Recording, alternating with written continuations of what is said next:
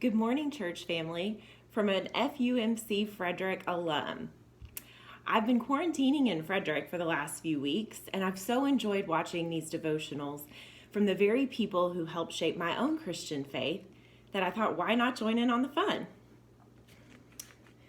Have you ever felt like God was trying to get your attention, or he was trying to tell you something, and then maybe you started to see themes popping up all over the place?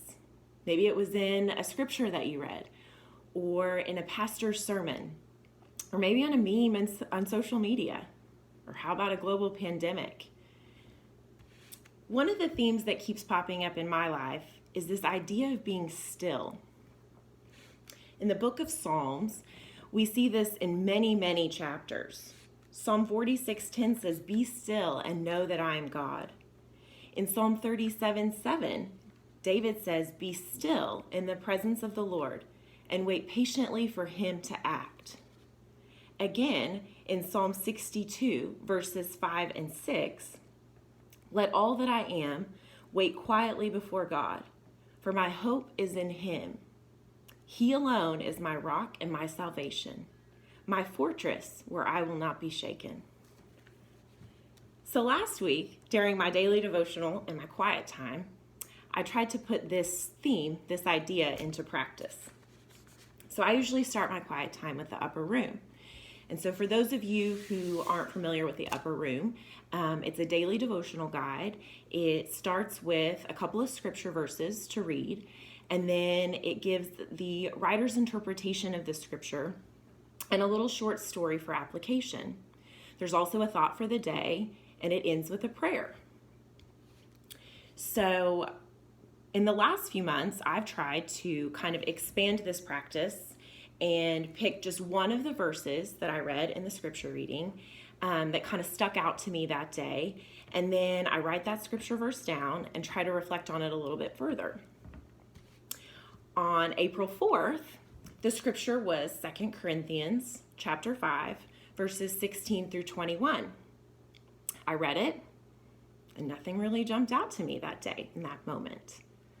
So I closed my eyes and I sat there for just a minute or two, quietly, still, with God. And then I began to pray.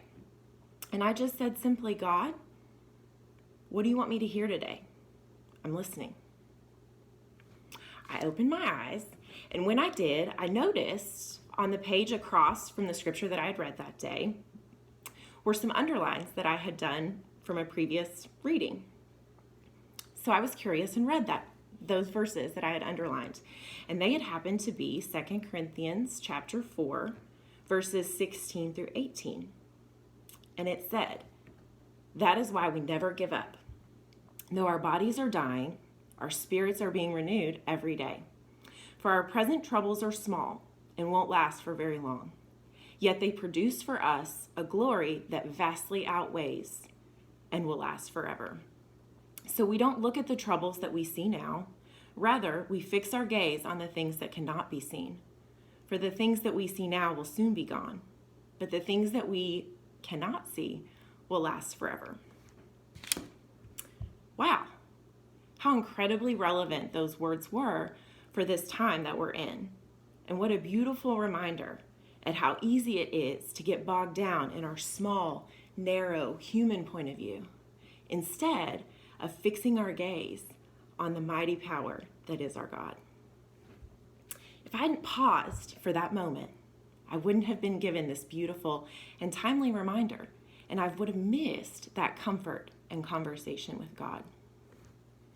Looking again at Psalm 62, verses 5 and 6, verse 5, "Let all that I am wait quietly before God, for my hope is in him." I think this ties in with the idea of fixing our gaze on him, putting our complete and total hope and trust in him, not only in times of trouble, but always. So my Bible is a study kind of application Bible, and with each chapter it adds some commentary for kind of food for thought. And the theme that it has listed for Psalm 62, listen to this, says, "Placing all hope in God, Knowing that God is in control allows us to wait patiently for him to rescue us. True relief does not come when a problem is resolved, for we know that more problems are on the way. True relief comes from an unending hope in God's ultimate salvation. Only then will all trials be resolved. So how do we do this? How do we put our hope in him? You need only to be still, to listen for his voice. So I leave you with this question. When was the last time that you sat quietly, still, and just listened for God's voice? Can I challenge you to do just that this week for just a few minutes every single day?